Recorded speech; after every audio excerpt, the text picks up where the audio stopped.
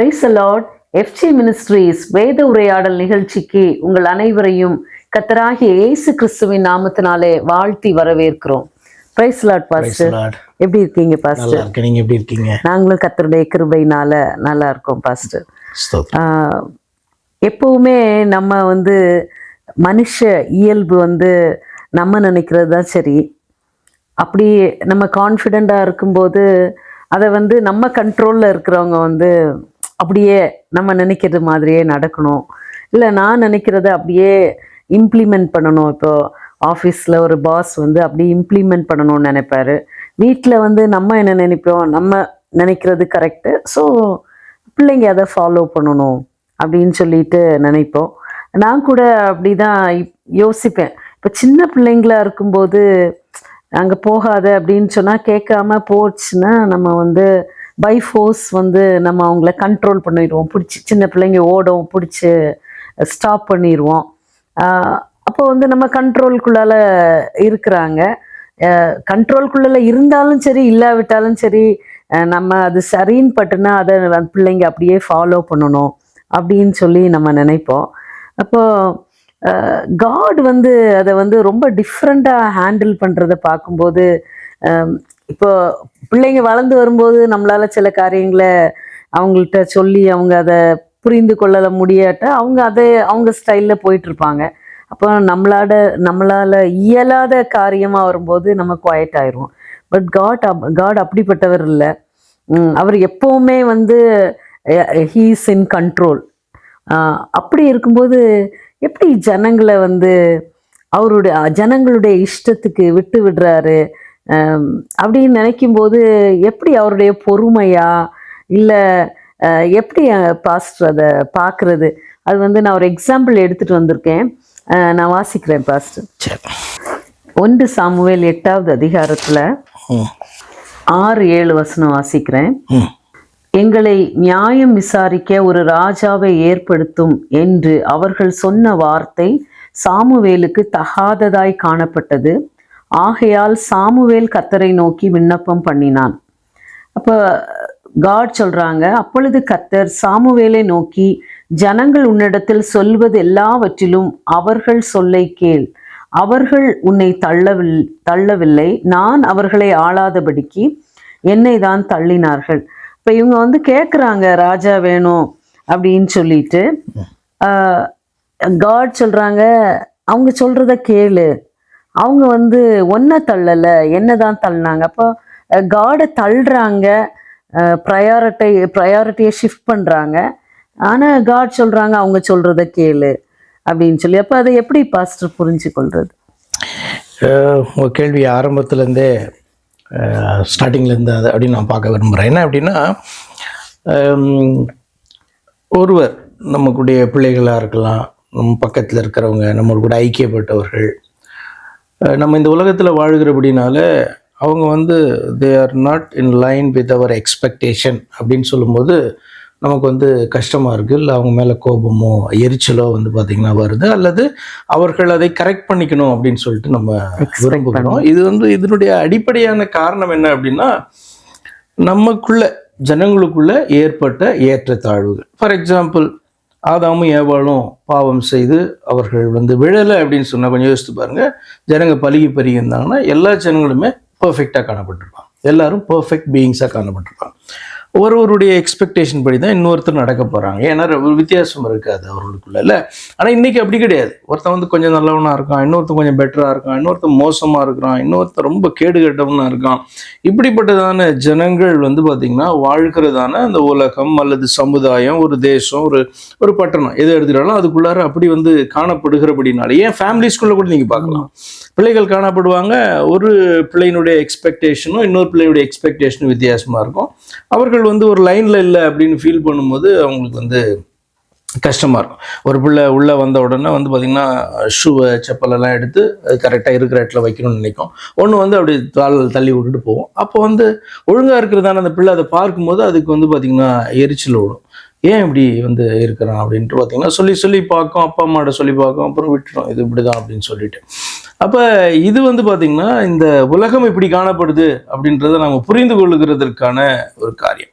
அடுத்து நீங்கள் வந்து பார்த்திங்கன்னா இவர்களை வந்து ஆண்டவரால் எல்லாரையும் அப்படியே கரெக்ட் பண்ணிட முடியுமே, ஏன் வந்து இப்படி விட்டுருக்காரு அப்படின்ற ஒரு கேள்வி வந்துச்சுன்னா ரொம்ப சிம்பிள். என்ன அப்படின்னு சொன்னால், நம்ம வந்து விழுந்த பின்பு எல்லா ஜனங்களுக்கும் வந்து பார்த்தீங்க அப்படின்னா கர்த்தர் ஒரு ஆப்ஷனை கொடுக்குறாரு. என்ன அப்படின்னா, அவர்கள் தங்களை சரி செய்து கொண்டு கர்த்தருடைய எக்ஸ்பெக்டேஷனுக்கு, விருப்பத்திற்கு, அதாவது கர்த்தருடைய சித்தத்தை செய்கிற ஜனங்களாக மாறும்படியாக ஒரு வழியை பார்த்தீங்க அப்படின்னு சொன்னால் அவர் வந்து நமக்கு முன்பாக வைத்திருக்கிறார்.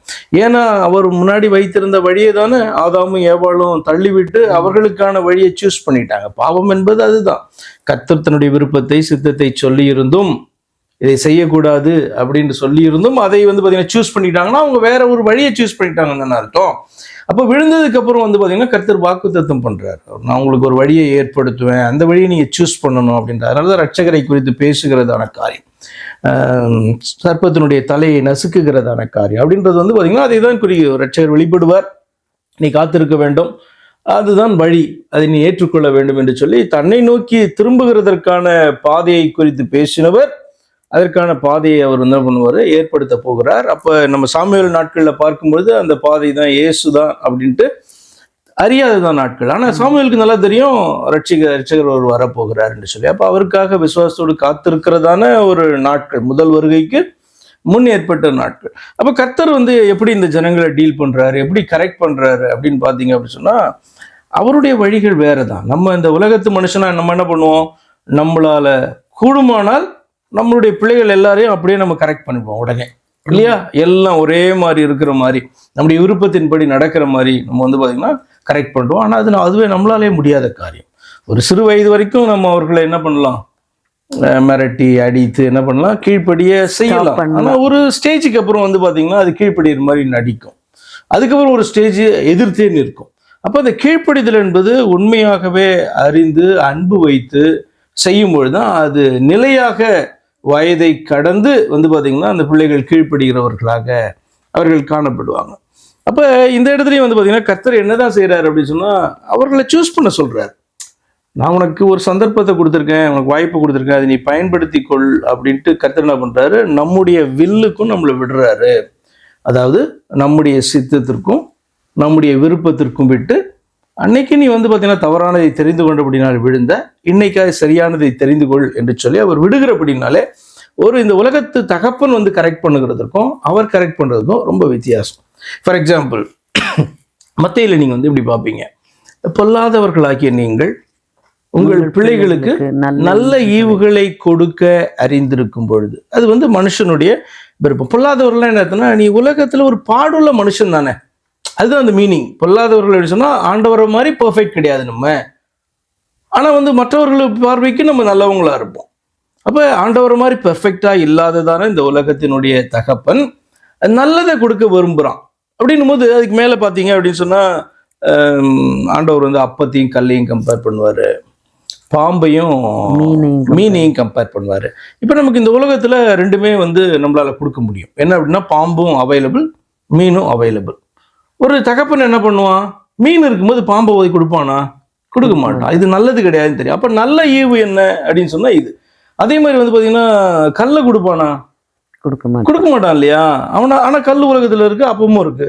அப்போ இது இவனால செய்யக்கூடும். அப்போ என்ன செய்ய விரும்புகிறான், அவன் நல்ல ஈவை வந்து தன்னுடைய பிள்ளைக்கு கொடுக்க விரும்புகிறான்.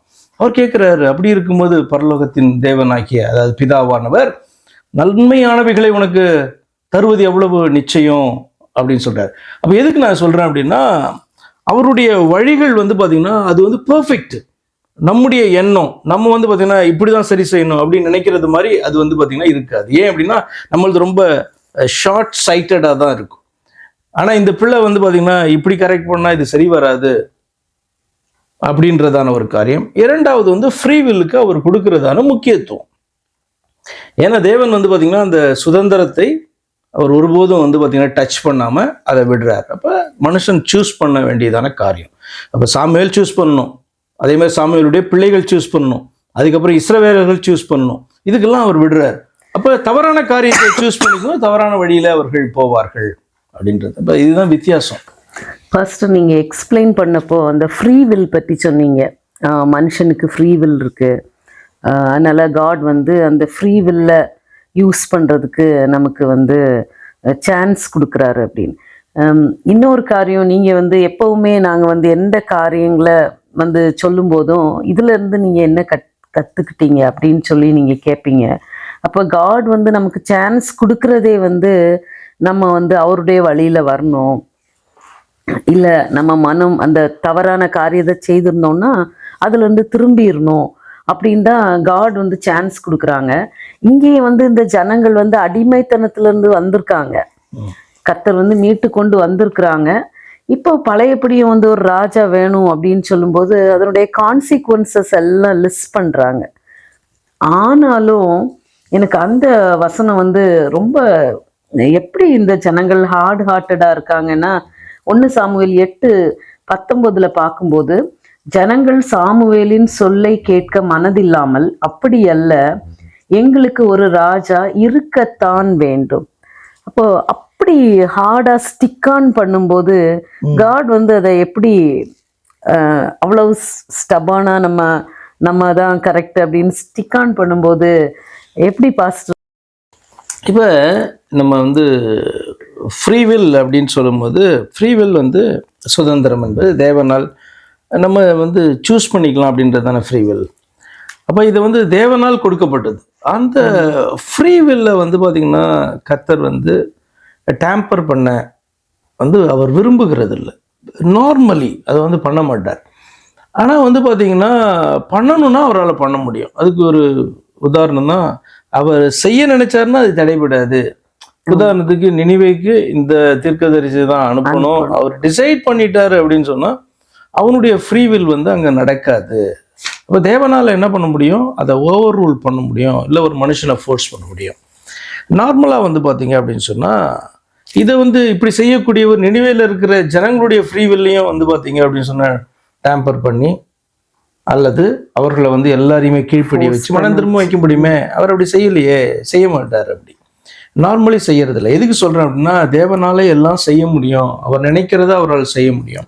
அப்ப இந்த சுதந்திரம் என்பது அவரால் கொடுக்கப்பட்டபடினா அதை கனப்படுத்த விரும்புகிறார். ஆண்டவர் தான் அதை கொடுத்தாரு, அதை வந்து கனப்படுத்துறார். இப்ப என்னுடைய ஃப்ரீவில் படி அவர் என்ன செய்யவே விடலை அப்படின்னு சொன்னா எப்படி இருக்கும்? நான் வந்து பார்த்தீங்கன்னா அடுத்த நாள் கேட்பேன்ல, என்னை வந்து படைச்சு எனக்கு வந்து சுதந்திரத்தை கொடுத்து, ஆனால் வந்து இப்படி போகக்கூடாது, அப்படி போகக்கூடாது, இதை செய்யாது அதை செய்யாதுன்னு சொல்கிறீங்களே, இது எப்படி? எனக்குன்னு வந்து பார்த்தீங்கன்னா ஒரு இது கிடையாதா, தாட் கிடையாதா அப்படின்னு நான் கேட்கக்கூடாதுல்ல நாளைக்கு. ஆனால் அப்படின்னாலே கர்த்தர் என்ன பண்ணுறாரு, அவர் கொடுத்ததான அந்த சுதந்திரத்தை ஃப்ரீவில் அவர் கனப்படுத்துகிறார் என்பது உண்மை.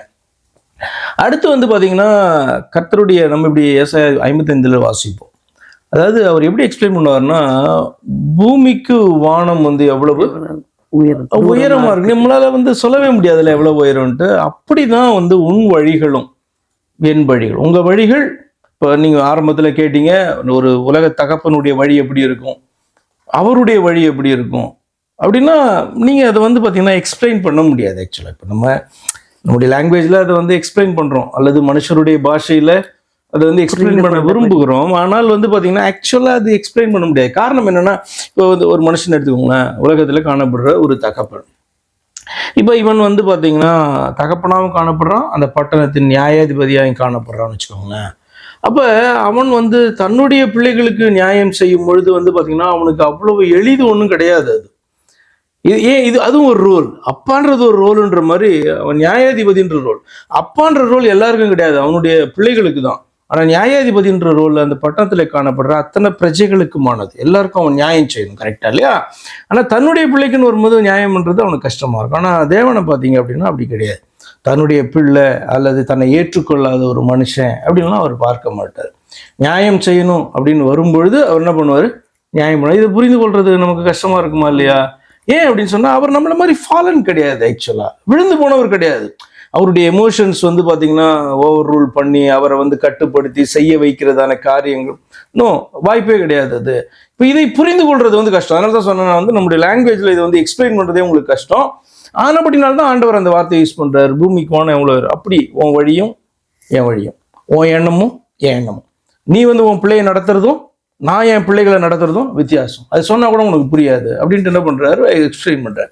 அடுத்து நீங்க வந்து இங்க சாமுவேலுடைய நாட்களில் நடந்த ஒரு காரியத்தை குறித்து ஏன் இந்த ஜனங்க இப்படி இருக்காங்க அப்படின்னு கேட்டீங்க. ஜனங்களை எது இன்ஃப்ளூயன்ஸ் பண்ணுது அப்படின்னு பார்த்தீங்கன்னா, அவர்கள் இந்த உலகத்துல கண்களால பார்த்து கொண்டிருக்கிற காரியங்கள் தான். தேவனுடைய சித்தம் நோக்கம் எல்லாம் கொஞ்சம் தெரியும், ஆனா அது ரொம்ப பெரிய இன்ஃப்ளூயன்ஸை அவர்களுடைய லைஃப்ல கொடுக்காது. ஆனால் அவர்கள் பார்க்கிறதான காரியங்கள் எங்க எகிப்துல அவர்கள் பார்வோனுடைய மகிமையை பார்த்தார்கள். பார்வோன் வந்து எவ்வளவு பவர்ஃபுல்லானவன், எப்படி தங்களை எல்லாம் கட்டுப்படுத்தி அவன் வைத்திருந்தான். கர்த்தர் வந்து பார்த்தீங்கன்னா இடைப்பட்டு அவ்வளோ பெரிய அற்புதங்களை செய்யலை, வாதைகளை அந்த மத்தியில் அவர்கள் மத்தியில் கொடுக்கல, எகிப்தியர் மத்தியில்னா நடக்கவே நடக்காது அப்படின்றதெல்லாம் அவர்கள் கண்டவர்கள். அப்போ ராஜாவினுடைய மகிமையை அவர்கள் கண்டவர்கள், ராஜாவினுடைய ஆளுகை எப்படி இருக்கும் அப்படின்றத அவர்கள் பார்த்தார்கள் அல்லவா. இப்போ இதெல்லாம் அவங்களுக்கு ஒரு பெரிய இன்ஃப்ளூயன்ஸை கொடுக்குது. இப்போ நீங்கள் 8ஆம் அதிகாரத்தை எடுத்தீங்க, அதில் சாமுவேல் வயது முதிர்ந்தவனாவது ஆனபோது அவனுடைய குமாரர்களை நியாயாதிபதிகளாக அவன் வந்து பார்த்தீங்கன்னா ஒவ்வொரு ப்ராவின்ஸில் அப்படி வைக்கிறான். சாமுவேலை போல அவர்கள் வந்து உண்மை உள்ளவர்களாக அவர்கள் இல்லை, நியாயாதிபதியா இருக்கிறதுக்கு தகுதியற்றவர்களாக அவங்க காணப்படுறாங்க. அப்ப ஜனங்களை வந்து இதுவும் இன்ஃப்ளூயன்ஸ் பண்ணுது. என்ன அப்படின்னா, ஒரு ராஜாவா இருந்தா என்ன பண்ணலாம், நமக்கு நல்லா இருக்குமே, அவன் நியாயமா நம்மளை நடத்துவானே, அவர்களுடைய நன்மைக்கு எதுவும் நடத்தும். இப்ப அங்க பாக்குறாங்க, பார்வோன் வந்து எகிப்தியருடைய நன்மைக்காய் காரியங்களை செய்யறான், இஸ்ரவேலர்களை ஒடுக்குறான். இவங்க நினைக்கிறாங்க நமக்கு ராஜா வந்தா நமக்கு நன்மை செய்வாங்க. ஆனா இவன் வந்து பாத்தீங்கன்னா சாமுவேலுடைய இந்த பிள்ளைகளான நியாயாதிபதிகள் நன்மை செய்ய மாட்டேன்றாங்க, நம்ம என்ன போய் கேட்டாலும் கொடுக்க மாட்டேன்றாங்க, பரிதானம் வாங்குகிறவர்களாக காணப்படுறாங்க. இப்படின்ற காரியங்களும் அவர்களை வந்து இன்ஃப்ளூயன்ஸ் பண்ணுது. அப்போ அவர்கள் கேட்கிறதற்கு இதுவும் ஒரு காரணம், எகிப்திலே பார்த்ததான காரியங்களும் ஒரு காரணம். நல்ல ஒரு நியாயாதிபதியாக இருந்ததான சாமுவேல் வந்து இனி வந்து ஆக்ட் பண்ண முடியாது. என்ன அப்படின்னா, வயதாயிடுச்சு, அவனுக்கு ரிட்டையர் ஆகணும், மரித்து போக போறான் அவன். ஆனபடினால அவங்களுடைய சாய்ஸ் என்னன்னா ராஜா வேணும். ஆண்டவர் எக்ஸ்பிளைன் பண்றார் சாமுவேல் மூலமாக. சாமுவேல் வந்து பார்த்தீங்கன்னா இந்த காரியத்திலலாம் எக்ஸ்பிளைன் பண்றான், ஆனால் ஒன்றுமே வந்து ஏற மாட்டேங்குது. ஏன்னா அவங்களுக்கு என்ன வேணும் அப்படின்னு சொன்னால் ஒரு ராஜா. அப்போ இது நீங்கள் எப்படி பார்ப்பீங்க, எப்படி இதை வந்து நம்ம புரிந்து கொள்ள முடியும் அப்படின்னா, மனுஷன் மனசில் ஒரு வந்து விருப்பம் வந்துருச்சு அப்படின்னா, கர்த்தருடைய வார்த்தை அவனுக்கு பெரிதாய் தோன்றி இந்த விருப்பத்தை பார்க்கலும் என் தேவனுடைய விருப்பம் பெரிது என்று அவனுக்கு தோன்றினா இந்த விருப்பத்தை சப்ரஸ் பண்ணுவான், இந்த எண்ணத்தை. இல்லை அப்படின்னு சொன்னா இந்த விருப்பம் இன்னும் அதிகமாக வரும். இது வேண்டாம் அப்படின்னு சொல்ல இன்னும் அதிகமாகும், எங்களுக்கு ராஜா தான் வேணும் அப்படின்ட்டு என்ன பண்ணுவாங்க, அவர்கள் நிற்பாங்க. அப்படிதான் வந்து பார்த்தீங்கன்னா அவர்கள் இருந்தாங்க. இவங்களை மாத்திரமே நீங்கள் குறை சொல்ல முடியாது, நம்மளும் வந்து ரொம்ப வித்தியாசமானவங்க கிடையாது. நமக்கு இந்த உலகத்தில் ஒரு காரியத்தை நம்ம விரும்புகிறோம், ஆனால் அந்த விருப்பத்தை பார்க்கிலும் கர்த்தருடைய விருப்பம் பெரிது என்று நமக்கு தெரியும் போது இந்த விருப்பத்தை கைவிடுவதற்கு, அதாவது இந்த சித்தத்தை விடுவதற்கு நம்ம ஆயத்தமா இருக்கிறோமா அப்படின்னு சொன்னா அநேக நேரங்களில் ரொம்ப கஷ்டப்படுவோம். அது பெரிய ஒரு சோதனையாய் காணப்படும். அப்போ அவர்களுடைய வாழ்க்கையில அந்த சோதனையில அவங்க ஃபெயில் ஆகுறாங்க. ஏன் அப்படின்னா, அவர்களுக்கு முன்பாக சாமுவேல் எல்லா காரியங்களையும் எக்ஸ்பிளைன் பண்றான். ராஜா வந்தா இப்படிதான் இருக்கும், நீங்க வந்து கர்த்தரை ஏன் தள்ளுறீங்க அப்படின்ற காரியங்கள்லாம் சொன்னாலும் அவர்களால் அதை ஏற்றுக்கொள்ள முடியல. ராஜா வந்தா நாங்க கர்த்தரை தள்ளுறோம்னு எப்படி அர்த்தம் எல்லாம் யோசிச்சிருப்பாங்க. அதனால யாருமே வந்து பார்த்தீங்கன்னா அதுக்கு விருப்பம் இல்லை. கர்த்தர் இதை அலோவ் பண்றாரு. ஏன்னா ராஜானா ரியல் ராஜா அவர் தானே. என்னதான் தாவீது அரசாண்டானும் தாவீது வந்து என்றைக்கும் அவர்களை ஆள போகிறது கிடையாது, தேவன் தான் அவர்களே ஆள போகிறார். அப்படிங்கும்போது அங்கதான் வந்து முடியும், அந்த சிங்காசனம் வந்து பார்த்தீங்கன்னா கிரைஸ்ட்ல தான் வந்து முடியும் அப்படின்னு அவருக்கு தெரியும். இப்போ இவர்களுக்கான ராஜாவை இவர்களே ஏற்படுத்தி கொண்டாலும், தேவனே பார்த்தீங்கன்னா அபிஷேகித்து அவர்கள் மத்தியிலிருந்து ஒருவனை எழுப்பினாலும், அடுத்த ஒருவனை எழுப்பினாலும் கிடையாது, கடைசியில் அல்டிமேட்டா வந்து பார்த்தீங்கன்னா அந்த சிங்காசனத்தில் உட்கார போகிறது அவர்களுடைய தேவன். யாரை தள்ளினார்களோ அவர் தான் அந்த சிங்காசனத்தில் உட்கார்ந்து அவர்களை ஆளுகை செய்ய போகிறாரு. அப்போ இவங்க எங்கேயும் ஓடிட முடியாது அப்படின்னு தெரியும். இதுதான் தேவனுடைய வழி. இதை அவங்களுக்கு அப்போ எக்ஸ்பிளைன் பண்ணா புரியுமா? புரியாது. சரி ஓடு, எங்க ஓடிட போற அப்படின்னு பார்த்தீங்கன்னா அவருடைய எண்ணத்துக்கு அவர் விடுகிறார். கடைசியில் வந்து பார்த்தீங்கன்னா அவங்களுடைய சாய்ஸை கூட தனக்கு சாதகமாக தான் ஆண்டவர் பயன்படுத்துவார். அதனால அவரை விட்டு எங்கேயும் அவருடைய ஜனங்கள் ஓடிட முடியாது.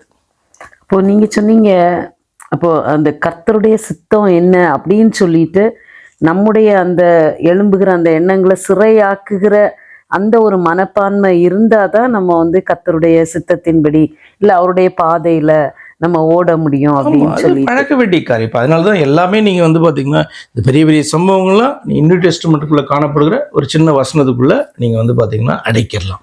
ஏன்னா இதெல்லாம் படித்து இதெல்லாம் அறிந்து கொண்டு தான் அவர்கள் வந்து பார்த்தீங்கன்னா புதிய ஏற்பாட்டில் அவர்கள் ஊழியர்களாய் காணப்படும் போது அவர்கள் அந்த வசனங்கள் எல்லாம் எழுதுகிறாங்க. புதுசு புதிய காரியங்கள் கிடையாது. இப்போ தேவனை அறிகிற அறிவுக்கு விரோதமாக எழும்புகிறதான எண்ணங்களை கிறிஸ்து இயேசுக்குள் சிறைப்படுத்தணும் அப்படின்ட்டு சொல்லப்படுதில்ல. அது என்ன அப்படின்னு சொன்னால் தேவனுடைய விருப்பம்னு ஒன்று தெரியும், உனக்கு சித்தம்னு தெரியும். இப்போ கிரைஸ்ட் ஏன் வந்து பார்த்தீங்க அப்படின்னா மனிதனாக காணப்பட்ட போது ஏன் வந்து பார்த்தீங்கன்னா அந்த இரவு வந்து ஜெபம் பண்ணுறார். அடுத்த நாள் வந்து பார்த்தீங்கன்னா காட்டி கொடுக்கப்பட்டு அந்த அந்த சிலுவையில் அறைய போகிறதுக்கு முன்பாக கெத்செமனே தோட்டத்தில் வந்து ஜெபிக்கிறதான ஜெபத்தினுடைய காரணமே என்னன்னா அவருடைய வில்லை மேற்கொள்ளணும். இது ரொம்ப ஸ்பெசிஃபிக்காக இவ்வளவு நாட்கள் வந்து பார்த்தீங்கன்னா நியாயப்பிரமாணத்தை மீறாதவராக அப்படியே கீழ்ப்படிந்து வந்து இப்போ நிற்கிறாரு.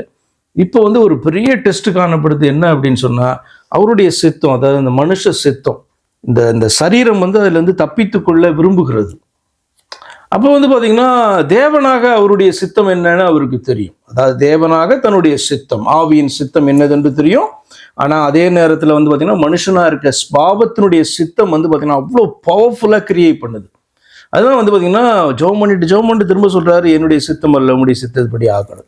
உங்களுக்கு நீங்கள் யோசித்தா தெரியும், என்ன இவர் இவ்வளோ நேரம் ஜெபம் பண்ணியிருப்பார், அதில் என்ன இருக்குது பாயிண்ட் அப்படின்னா கீழ்ப்படுகிறதற்காக அந்த ஜெபம். அது ஆக்சுவலாக தன்னுடைய மாம்சத்தை மேற்கொள்றதற்காக அல்லது மனுஷ சித்தத்தை மேற்கொள்றதுக்காக அவ்வளவு நேரம் வந்து பார்த்தீங்கன்னா தேவன் மனிதனாக காணப்படும் போது கூட ஜெபிக்க வேண்டியது காணப்படுகிறது.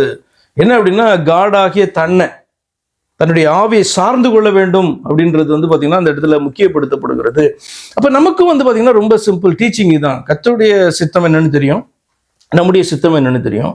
நம்முடைய சித்தம் ரொம்ப பவர்ஃபுல்லாக நம்முடைய வாழ்க்கையில் கிரியை செய்யும். அதை வந்து நிறைவேற்றணும், எப்படியாவது அது நிறைவேறணும். எப்படியாவது நிறைவேற்றுகிறதற்கு என்ன வேணா நான் பண்ணுகிறது தயாராக இருப்பேன்.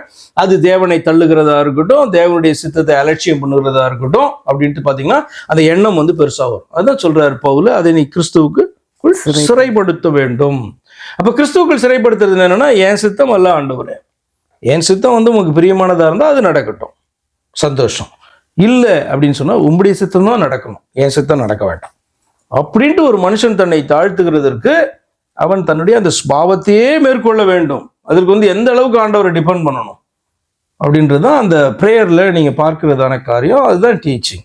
இப்போ நீங்கள் கேட்டது வந்து பார்த்தீங்கன்னா ரொம்ப கடினமாக விளக்குறதற்கு கடினமான ஒரு கேள்வி. ஏன் மனிதன் இப்படி இருக்கிறான், ஏன் இந்த மனிதர்கள் இப்படி இருக்கிறார்கள் அப்படின்ட்டு அந்த ஜனங்களுடைய இன்சிடென்ட்லேருந்து ஒன்று கேட்டீங்க.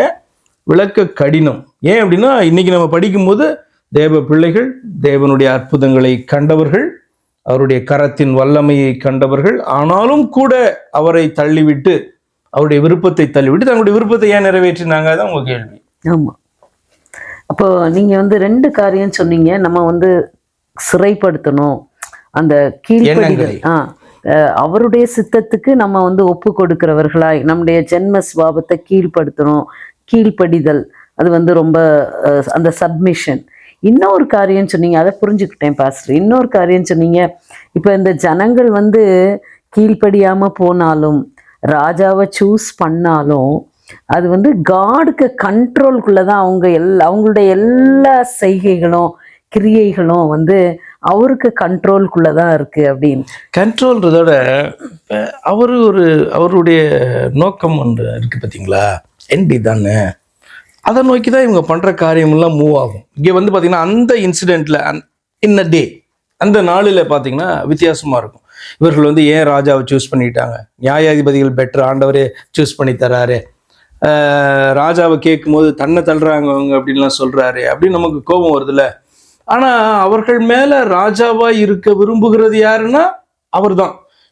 அவர்கள் எல்லாம் தன்னை ராஜாவாக ஏற்றுக்கொள்ள வேண்டும்னு விரும்புகிறவர். ஏன்னா அவர் தான் ராஜா, அல்டிமேட்டாக அவர் தான் ராஜா ஆக்சுவலாக வந்து பார்த்தீங்கன்னா. ஆனால் அவர்களுடைய கண்கள் பார்க்கிற வண்ணமாக ஒரு பார்வோனை போல, இந்த தேசத்துக்குள்ள ஒரு தாவீதை போல அவர்கள் வந்து ஒரு தலைநகரத்தை தெரிந்து கொண்டு சிங்காசனத்தின் மேலே அமர்ந்திருந்து அவர்கள் ராஜ்யபாரம் பண்ணலை.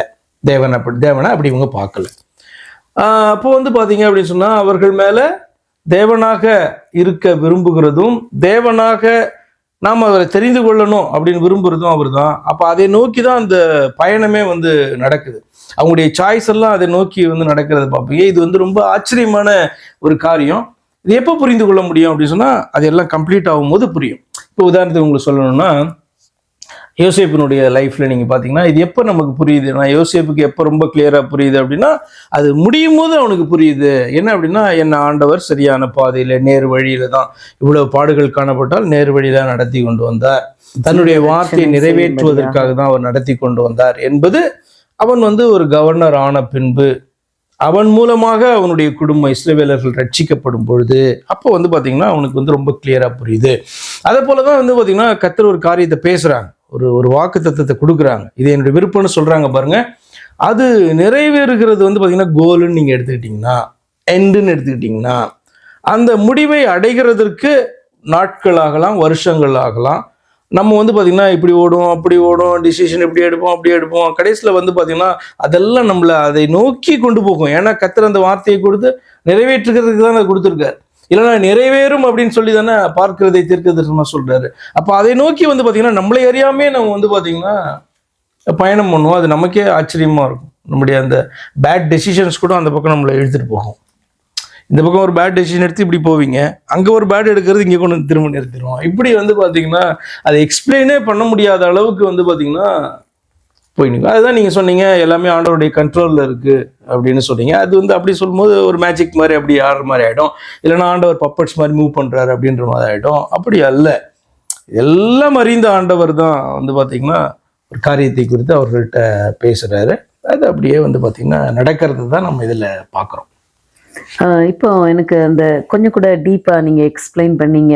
அதாவது நம்ம எப்படி ஓடினாலும் அந்த அவருடைய கண்ட்ரோலுக்குள்ளார தான் நம்ம காணப்படுறோம். நான் நினச்சேன் எல்லாம் சர்வ வல்லமை உள்ளவர், இப்போது கேப்பபிளான காட் ஏன் குவாய்ட்டாக இருக்காங்க, அதுவும் அவங்க தவறான சாய்ஸை எடுக்கும்போது ஏன் ஸ்டாப் பண்ணல அப்படின்னா, அதுக்கும் நீங்கள் சொன்னீங்க ஃப்ரீ வில்ல கொடுத்துட்டு என்ன யூஸ் பண்ண விடாமல் காடே வந்து கண்ட்ரோலில் அவரே என்ன அப்படியே ஒரு நடத்திட்டு இருந்தா நம்ம பப்பட் மாதிரி கமெண்ட்ஸை வந்து ஏற்கனவே செட் பண்ண ரோபோட் மாதிரி ஆயிடுவோம் அப்படின்னு சொல்லிட்டு, அது வந்து எனக்கு அந்த நீங்கள் சொன்ன அந்த எக்ஸ்பிளனேஷனை வந்து ரொம்ப நல்லா இருந்துச்சு பாஸ்டர்.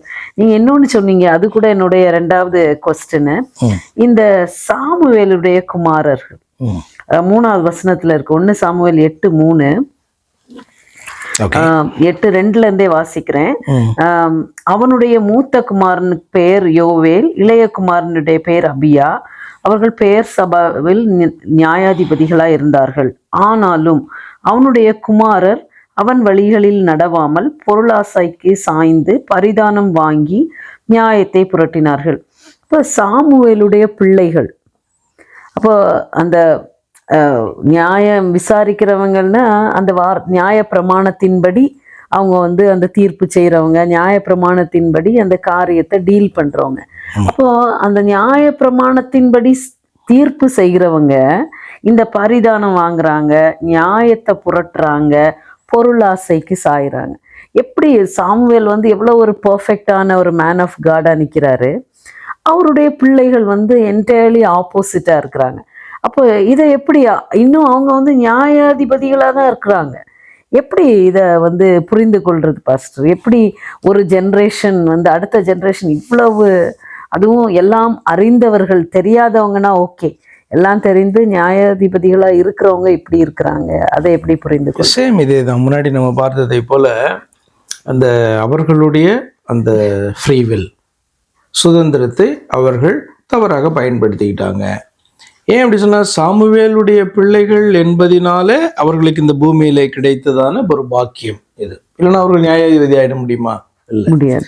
அப்ப இந்த பாக்கியம் வந்து எப்படி கிடைத்தது நமக்கு அப்படின்றதை அவர்கள் உணர்ந்து அவர்கள் செயல்பட வேண்டும். நம்முடைய தகப்பன் வந்து தேவனுடைய பார்வையில பிரியமாய் நடந்த ஒரு மனுஷன், தன்னுடைய வாழ்க்கையவே தேவனுடைய ஊழியத்திற்காக இந்த ஜனங்களுக்காக அர்ப்பணித்ததான ஒரு மனுஷன். அந்த மனுஷன் அப்படி வாழ்ந்தபடியினாலே பார்த்தீங்கன்னா முதிர் வயதாக இருக்கும்போது இவனுடைய குமாரர்கள், இவனுடைய குமாருடைய பேர் கூட பாருங்க, யோவேல். ஒருத்தனுக்கு வந்து தேவன் அப்படின்றதான அந்த பேர் ஏல் என்றது அங்கே சேர்க்கப்பட்டிருக்கு. இன்னொருத்தர் அபியா, யானா கர்த்தர், யாவே. யான்றது வந்து பார்த்தீங்கன்னா இதில் சேர்க்கப்பட்டிருக்கு. அப்படி வந்து பார்த்தீங்கன்னா பேரெல்லாம் பார்த்து பார்த்து அவன் வைத்திருக்கிறான். ஆனால் வந்து பார்த்தீங்கன்னா அவர்கள் பெயருக்கேற்றபடியும் நடக்கல, தன்னுடைய தகப்பனுடைய பெயருக்கேற்றபடியும் அவர்கள் நடக்கல, தங்களுடைய தேவனுடைய பெயருக்கேற்றபடியும் அவர்கள் நாமத்திற்கு ஏற்றபடி நடக்காம அவர்கள் வந்து பார்த்தீங்கன்னா இந்த மாதிரியான காரியத்தை அவர்கள் செய்தார்கள். என்ன கடைசியில் ஒன் லைனில் நம்ம இதில் புரிந்துக்கிறோன்னா, அப்பா அம்மாவை பொறுத்து அது ஒரு ப்ரிவிலேஜ் தான். நல்ல தாய் தகப்பன்மார் நமக்கு நல்லது. ஆனால் அதே நேரத்தில் அந்த மனிதன் நல்லவனாக இருக்கணும், ரட்சிக்கப்படணும், அல்லது அவன் செய்கிற காரியங்கள் தேவனுடைய சமூகத்தில் அக்செப்டபுளாக இருக்கணும் அப்படின்னா அவன் வந்து என்ன பண்ணணும், அந்த தேவனுடைய வார்த்தைகளின்படி சித்தத்தின்படியும் அவன் நடக்கிறவனாக இருக்கலாம். உதாரணத்துக்கு தன்னுடைய தகப்பனை வந்து ஒரு எக்ஸாம்பிளாக வைக்கலாம். இப்போ தாவீதின் பிள்ளைகள் எல்லாம் தாவீதை எக்ஸாம்பிளாக வைக்கணும், எத்தனை சந்ததிகள் கடந்து போனாலும். அதே மாதிரி சாமுவேலுடைய பிள்ளைகள் என்ன பண்ணணும், சாமுவேலை ஒரு எக்ஸாம்பிளாக வைக்கணும். ஏன்னா நல்ல தகப்பன் இல்லை, வைத்திருக்கணும். ஆனால் அப்படி வைக்கல. மோசையினுடைய பிள்ளைகளை குறித்து எங்களால் கேள்விப்பட்டிருக்கீங்களா? அதுக்கப்புறம் இல்லை. எப்படிப்பட்ட ஒரு மனுஷன் இல்லை அவன். மோசை வந்து இதற்கு முன்பு வாழ்ந்தோம், நியாயபரமானது தேவனிடத்திலிருந்து பெற்றுக் கொடுத்தோம். அவனுடைய பிள்ளைகளை குறித்து நம்ம பெரிதாக நம்ம கேள்விப்படவே இல்லையே. பெயர் எழுதப்பட்டிருக்க வழியே அவர்கள் வந்து பெரிய இவர்களாவது இவருடைய லைஃப்ல கொஞ்சம் ஒரு நியாயாதிபதிகளாகவது வாழ்ந்தாங்க, பரிதானம்லாம் வாங்கினாங்க, மோசமானவங்களாக இருந்தாங்க அப்படின்னு சில டீட்டெயில்ஸ் இருக்கு. ஆனால் மோசையினுடைய பிள்ளைகள் எப்படி வளர்க்கப்பட்டிருப்பாங்க. இப்போ தகப்பன் நல்லா தான் வளர்த்துருப்பான். ஆனாலும் கூட அவர்கள் வந்து பார்த்தீங்கன்னா தகப்பனுடைய தெய்வத்துக்கு தகப்பன் கொடுத்த மாதிரி கனத்தை கொடுத்து கீழ்ப்படிந்து அவர்கள் நடப்பார்கள் என்று சொன்னால்தான் அந்த தகப்பனிடத்தில், அதாவது தேவனிடத்திலிருந்து ஆசீர்வாதத்தை பெற முடியும். இந்த பூலோக தகப்பனுடைய ஆசீர்வாதம் கிடைச்சிரும். நிறைய சொத்து வச்சிருந்தா பிரிச்செல்லாம் கொடுப்பான், அந்த பிளெஸிங் கிடைச்சிரும். ஆனால் தகப்பனுடைய தேவனுடைய ஆசீர்வாதம் வேணும் அப்படின்னு சொன்னால் அவர் வந்து உன்னை வந்து பிள்ளையாக தான் பார்ப்பார், பேரனா பார்க்க மாட்டார். சாமுவேலுடைய பிள்ளைய இவர் எப்படி பார்க்க மாட்டாரு, என்னுடைய மகனாகிய சாமுவேலுடைய பிள்ளை என்னுடைய பேரண்ட் செய்ய மாட்டார். சாமுவேலுடைய பிள்ளைய தனக்கு பிள்ளையா தான் அவர் பார்ப்பாரு. பார்த்துதான் என்ன பண்ணுவாரு, என்னுடைய இந்த பிள்ளை எப்படி நடக்குது அப்படின்னு பார்ப்பாரு. அப்போ நீங்க சொன்னதுல இருந்து புரிஞ்சுக்கிட்டேன், அந்த ஒவ்வொரு ஆத்துமாவும் எப்படி டிசிஷன் எடுக்கு, எப்படி கர்த்தரை சார்ந்து கொள்ளுது, அதை பொறுத்து தானே தவிர சந்ததி எல்லாம் வந்து காட் வந்து அதை ஒரு அக்கௌண்ட் அது வந்து பாத்தீங்கன்னா இந்த பூலோகத்துல ஒரு ஆசீர்வாதத்தை கொடுக்கும், ஒரு ப்ரிவிலேஜ் கொடுக்கும். இப்போ ஏன்னா எத்தனையோ பேருக்கு இல்லாத பாக்கியம் அந்த தெய்வத்தை அறிகிறதான காரியம் இல்லை. அப்போ தேவ பிள்ளைகள் வந்து ஈஸியா அந்த தெய்வத்தை அறிந்து விட முடியும். அது ஒரு பெரிய பாக்கியம் தான். ஆனா அதே நேரத்துல அவரை வந்து சரியா பிடிக்கல அப்படின்னு சொன்னா அர்த்தம் இல்லைல்ல. அப்போ ப்ரிவிலேஜ் இருக்கு, பட் ஆத்மா வந்து கர்த்தரை கரெக்டா இண்டிவிஜுவல் ஆத்மாவை கர்த்தர் பார்ப்பாங்க. ரட்சிப்புக்காகவும் பரலோகத்தின் ஆசீர்வாதத்தை, அதாவது ஆவிக்குரிய ஆசீர்வாதத்தை பெறுவதற்கும் அந்த இண்டிவிஜுவல் ஆத்மாவுடைய டெசிஷன்ஸையும் அதனுடைய செயல்களையும் ஆண்டவர் பார்க்கிறார். அந்த எக்ஸ்பிளனேஷன்ல இருந்து கரெக்டா அந்த 2 கொஸ்டினுக்கு எனக்கு ஆன்சர் கிடைச்சு பாஸ்டர். மீண்டும் சில கேள்விகளோடு சந்திக்கலாம். Praise Lord.